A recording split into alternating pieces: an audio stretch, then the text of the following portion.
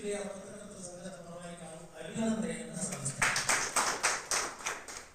ಹಾಗೆ ಮೇಲ್ಮಡಿ ಸಭಾಭವನ ಕಳೆದ ಗುರುರಾಜ್ ಅವರ ಅವಧಿಯಲ್ಲಿ ಆರಂಭಗೊಂಡಿತ್ತು. ಆ ಭವನ ಲೋಕಸಭಾ ಸದಸ್ಯರಾದಂಥ ಶ್ರೀ ರಾಜಾ ಅಮರೇಶ್ವರ ನಾಯಕ್ ಅವರು 5 ಲಕ್ಷ ಅನುದಾನ ನೀಡಿದರೆ ಅದು ಅಲ್ಲಿಗೆ ಮೊಟಕುಗೊಂಡಿತ್ತು.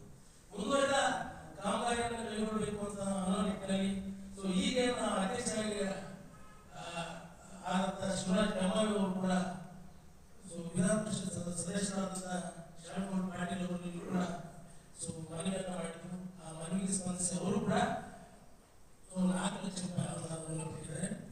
ಹಾಗೆ ಇನ್ನೊಂದು ಪ್ರಸ್ತಾವನೆಯನ್ನು ಮಾಡಿದ್ರು. ತಾಲೂಕಾ ಸಮಿತಿಯಲ್ಲಿ ನಾವು ಕೂಡ ಚರ್ಚೆಯನ್ನು ಮಾಡಿದ್ದೀವಿ.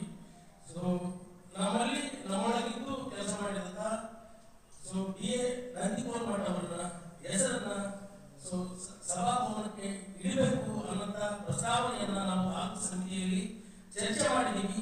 ಅನ್ನೋಂಥ ಮಾಹಿತಿಯನ್ನು ಕೂಡ ನಮಗೆ ಜಿಲ್ಲಾ ಸಮಿತಿಗೆ ಗಮನಕ್ಕೆ ತಾಲೂಕಿನ ಅಧ್ಯಕ್ಷರು ಬಂದಾಗ ನೀವು ಮಾಡಿ ನಾವು ಗೊತ್ತಿರ್ತೀವಿ ಅಂತ ಅಂದಮೇಲೆ BA ನಂದಿಗೋಲ್ ಮಠ ಅವರ ಕುಟುಂಬ